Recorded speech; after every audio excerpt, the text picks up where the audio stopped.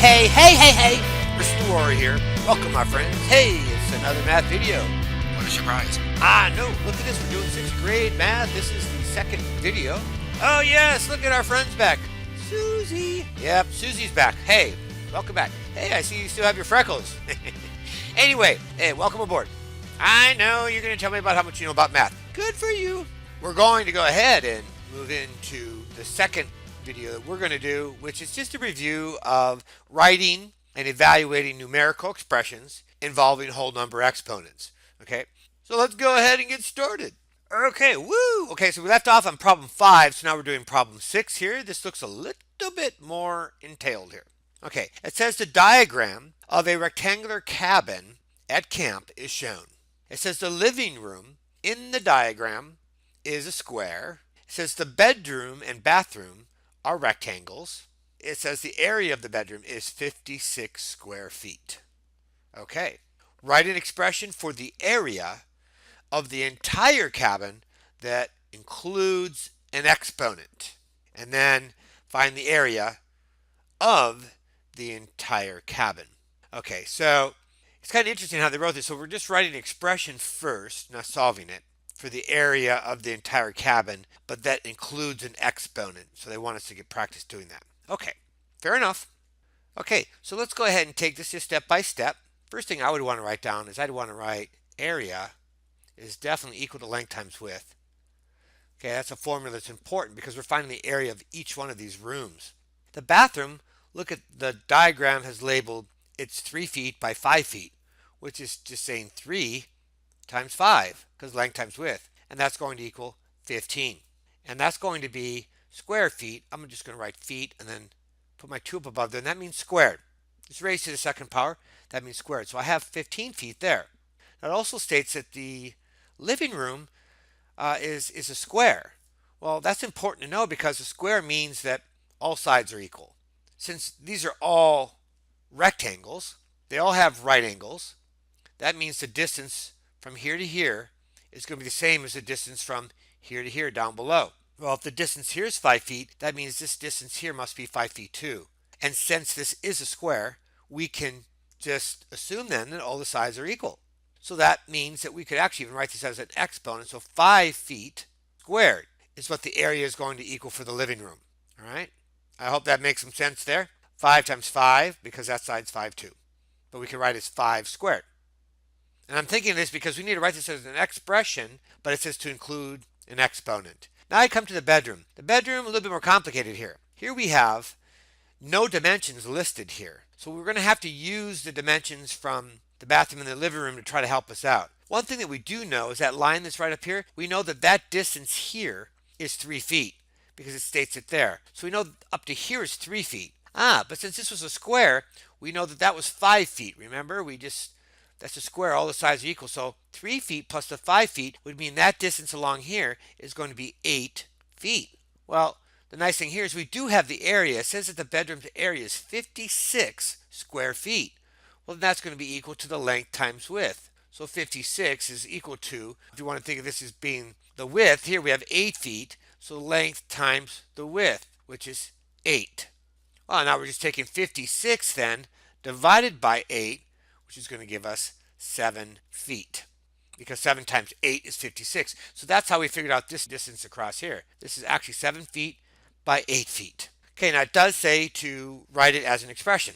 So I could write it as, first the bathroom was 3 times 5 plus, now our living room was 5, remember squared, because that was 5 times 5, plus, in this case, remember it was the 8 times 7. Okay, so here we have the bathroom, here we have the living room, and here we have the bedroom. I'm just going to write bed because BR is the same. So that's my expression. It says then find the area of the entire cabin. Okay, let's do that.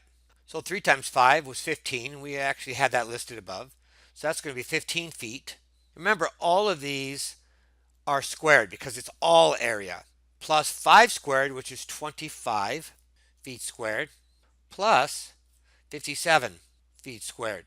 Okay, so now it's just a matter of adding all those up to get the total area of the entire cabin. Well, 15 plus 25, right here, you might know to be 40. feet squared plus 57 feet squared. And now I have 97 feet squared. And that's going to equal the total area, okay, of the cabin. Pretty easy, eh? I don't know. Was this supposed to be tricky? I don't know. A little challenging because we just had to figure out the dimensions of the bedroom, I think. Might have been a little bit more difficult. But other than that, woohoo! Yeah. Okay, let's move on to the next problem. Okay, so number 7 says, consider the expressions. Select yes or no to tell whether the value of the expression is less than the base of the expression. But in this case, they want us to compare the value of the expression if it's less than the base of the expression. So in this base of the expression, we have a 4. Well, if we take that expression now and say 4 times 4 times 4, we're going to get 64. Is the value of the expression, is it less than the base of the expression? And we're going to say, no, it's not. Okay? It is not. Because 4 times 4 times 4 is much more than just the 4. Now we come to the next one though. Look what happens here. We have 1/4. Well, 1/4 raised to the third power is, of course, a quarter times 1/4 times 1/4. Well, we're going to end up with this actual expression here, the value being 64, but we're going to actually end up with 1 over 64. And that clearly is less than the base. Okay, the expression, okay, the value of this expression is less than the base of the expression because the base here was 1/4, and 1/4 is more than 1/64. Okay, now we come to 4 raised to the first power. All right, well, that's just 4. Here, it's not a yes or no, is it? So is it less than? No, it's not. It's actually equal to. Next one we have is 5 over 2 raised to the second power. That's kind of interesting. So if we double that, we're going to get 25 over 4. So 25 over 4 is 6 1/4. We have 5 over 2, which is 2 1/2. Is the value of the expression less than the base of the expression? No, it is not. Okay, it's actually greater. That's kind of interesting because this was a fraction up here too. But look at the difference between these two fractions. This fraction is a fraction greater than 1. It's an improper fraction. So it's actually a whole with a part which is the fraction. So here we had 2, right, and a half. So that's larger than a whole number. And this one here was less than 1 whole. That's probably why that happened. Now 7 raised to the 0 power. Just know that any base number raised to the 0 power is always 1. Well, is that value of the expression less than the base of it? Yes, it is. Those are my answers. Now it says select 2 expressions and explain your reasoning. I kind of explained my reasoning as I was talking about it, but one thing is that I noticed that I would choose the 1/4. Remember the 1/4 raised to the third power. Okay. We know that that one is equal to 1/4 times 1/4 times 1/4. So this fraction here, it's obviously a fraction, it's less than 1. We end up with 1 over 64. And of course the 1/64 is less than 1/4. My reasoning is that when you multiply a base, which is a fraction, you end up with an expression, the result is going to be less than, okay?